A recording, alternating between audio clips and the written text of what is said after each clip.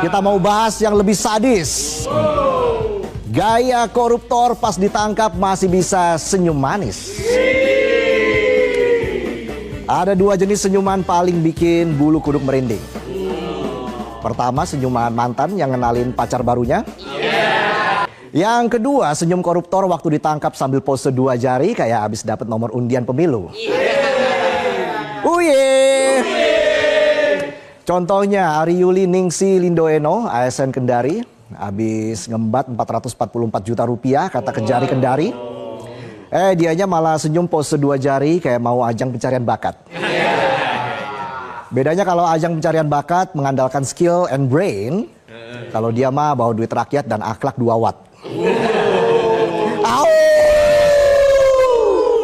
Lanjut geser ke Banyuwangi, ada mantan Kades Halian yang diduga ngibrit bawa dana desa 1,3 miliar rupiah.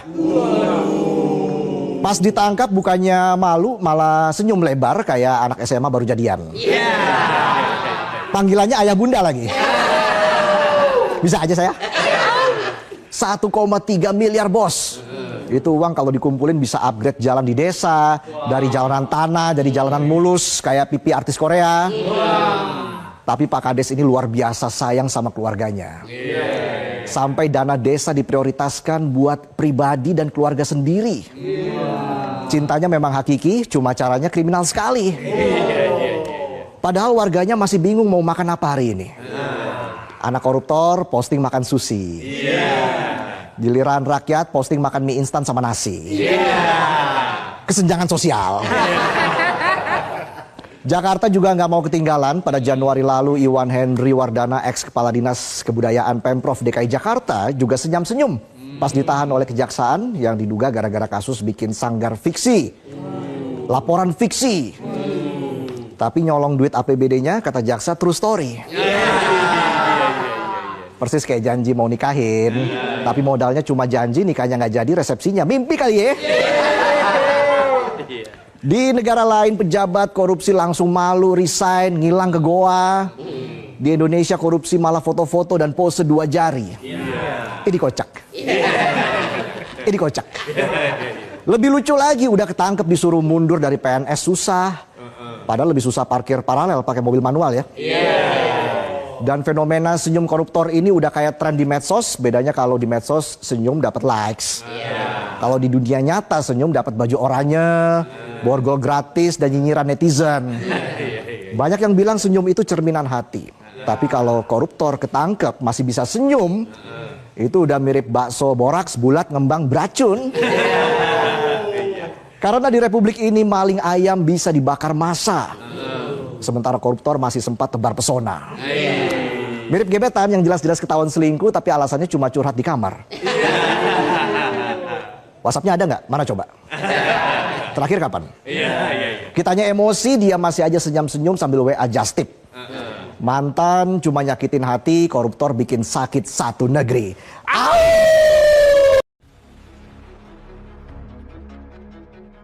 Amerika masih ngotot mereka yang menang. Indonesia sekarang kayak pacar bucin yang rela disuruh belanjain tiap minggu, mau mahal juga nurut aja. Indonesia harus beli barang-barang AS senilai 18 sampai 19 miliar dolar, termasuk minyak dan LPG. Kalau dibeliin toko listrik silau Indonesia. Tinggal nunggu disuruh nyetok saus sambal sama tisu dapur. Kemudian bahas soal perusahaan Amerika masuk, langsung digelar karpet merah. Sementara UMKM lokal disuruh ngumpulin fotokopi KTP, KK, akte nikah, akte cerai, OKOC, Ultraman wisuda. Ribet pokoknya. Lalu soal kerjasama mineral dan teknologi yang justru bikin Amerika senyum manis, tapi Indonesia disuruh gali sampai terkubur sendiri. Ada juga soal pertukaran teknologi, di mana AS dapat teknologi, kita dapat lubang galian yang cocok buat ngubur harapan.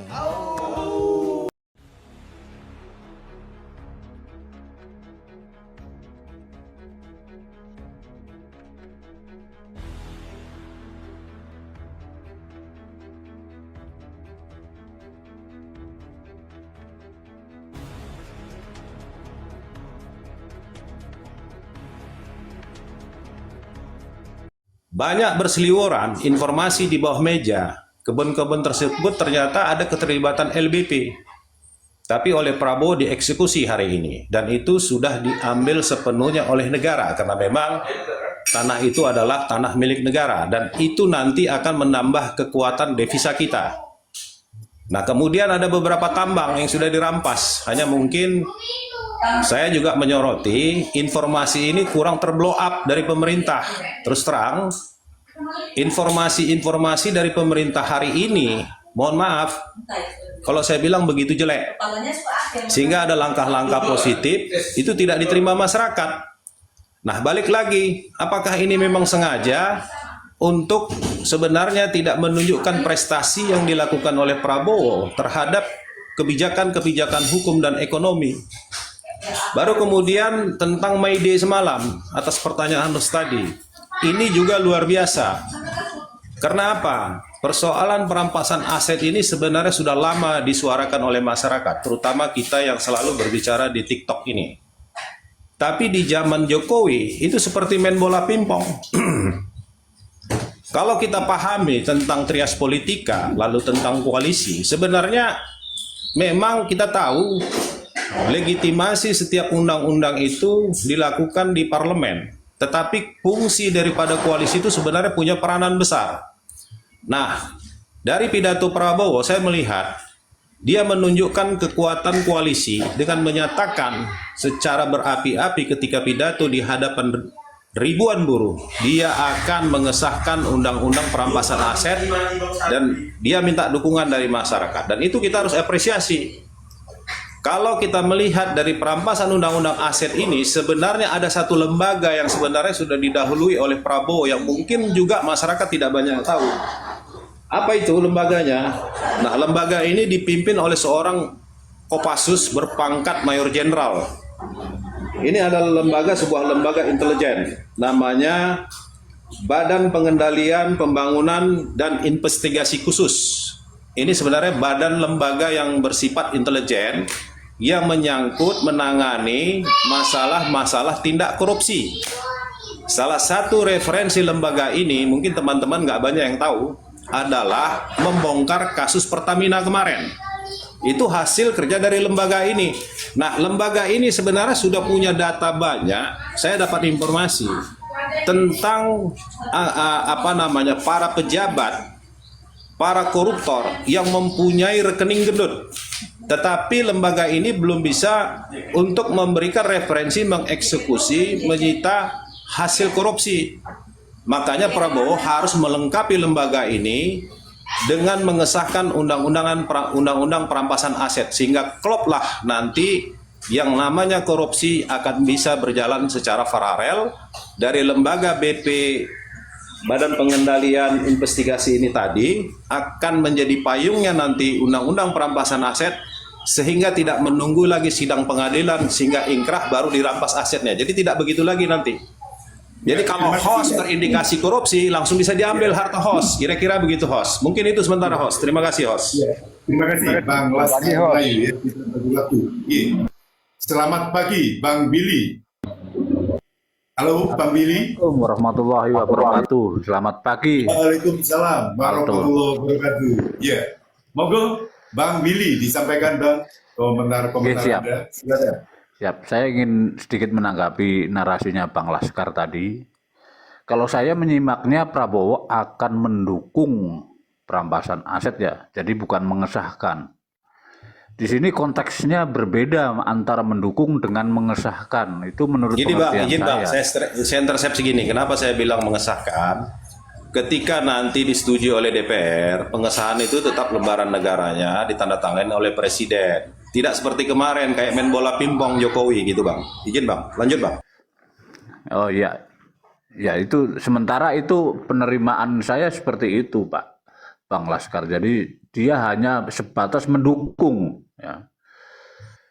Tentang usaha dia harus menyodorkan draft itu ke DPR kan belum terjadi. Gini Pak Alto ya, saya sudah cukup puas dengan kinerja Prabowo dalam hal Pagar Bambu, Pertamina, Antam, terus PLN. Tapi kecewanya di situ meredup lagi. Seperti Kades Kohot, karena habis masa penahanannya dia harus dibebaskan. Apakah di sini penyidik tidak bekerja maksimal? Atau ada tekanan politik dari pihak atas? Ini kan semuanya permainan tingkat elit semua. Dan dari kasus Pertamina, fakta penyelidikan itu menyeret nama Arya Sinulinga, Erick Thohir, Boy Thohir, dan mantan Kapolda Metro Jaya. Itu pun terhenti. Hanya sebatas di 9 orang itu. Antam belum terdengar lagi. PLN belum terdengar lagi. Saya lebih tertarik mengulik atau mengupas janji-janji politik Prabowo daripada mengobrolkan soal ijazah palsu, soal pemakzulan wapres. Itu bagi saya nggak pentingnya. Yang terpenting adalah kita kejar janji-janji politik Prabowo waktu kampanye. Jangan-jangan pidato beliau kemarin itu seperti beliau masih kampanye, belum move on. Belum merasa beliau ini sebagai presiden. Seolah-olah masih kampanye. Dan menyoroti soal Danantara.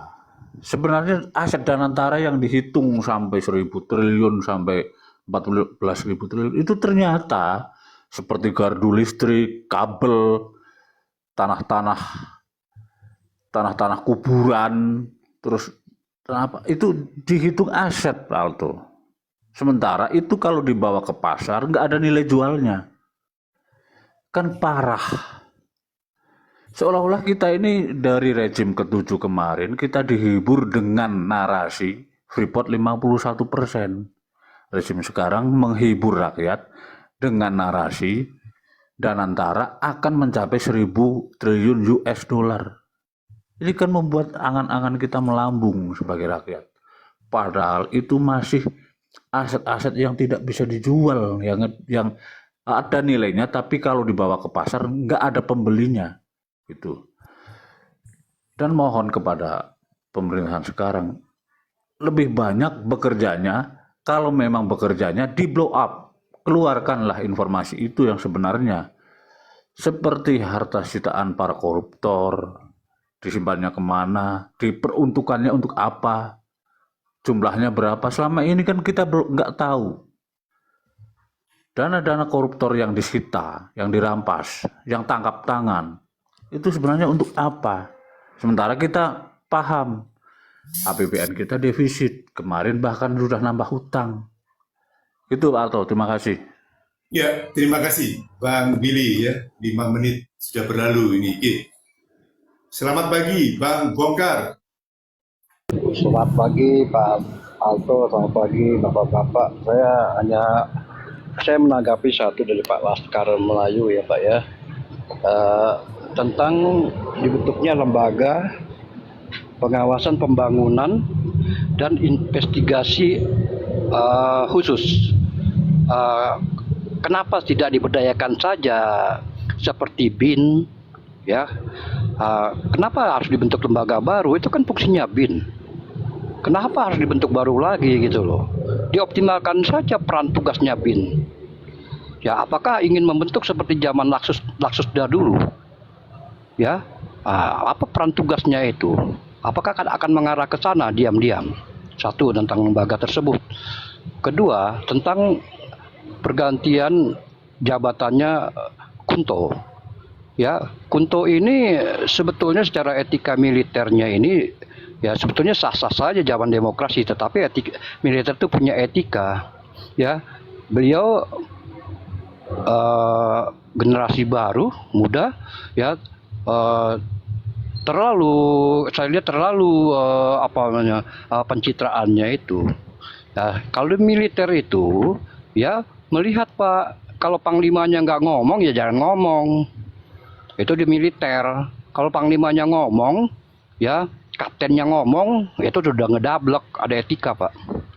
Ya mungkin salah satunya pembinaan seperti itu. Tapi dia itu baik. Ya Kunto itu kalau menurut saya bakal gitu loh. Ya. Dari mudanya ini sudah kelihatan gerakan-gerakannya itu dibaca Pak. Demikian, terima kasih. Boleh saya tanggap sedikit ya, karena tadi narasi saya kan ditanggapi oleh Bang Bongkar ya. Boleh host ya? Ya, sebentar ya Bang Laskar ya. Nanti waktu kita bagi lagi ya. Ya, terima kasih. Bang Bongkar, masih mau menambahkan? Sudah Pak, sebenarnya sudah itu. Silakan. Iya, ke Bang Bambang ya. Bang Bambang, monggo Bang, silakan Bang. Ya, assalamualaikum warahmatullahi wabarakatuh ya. Waalaikumsalam warahmatullahi wabarakatuh. Iya, Bang, kalau kita melihat melihat Prabowo ya. Prabowo itu mendapatkan suatu warisan yaitu isinya itu kan bangkai-bangkai dan sampah. Tidak ada dagingnya gitu loh. Sehingga Prabowo itu sangat berat ya untuk menata depan itu seperti apa dengan keterbatasan APBN yang begitu kecil, dihadapkan bangkai-bangkai dan sampah-sampah yang menumpuk. Lah itu berat itu Pak. Lah bagaimana ini Prabowo untuk menata bangsa ke depan seperti itu? Ini Prabowo harus pelan-pelan ya. Pelan-pelan yaitu penegakan hukum itu. Penegakan hukum yang harus dibenahi dulu yaitu mengenai orang-orangnya Jokowi, orang-orang hukum.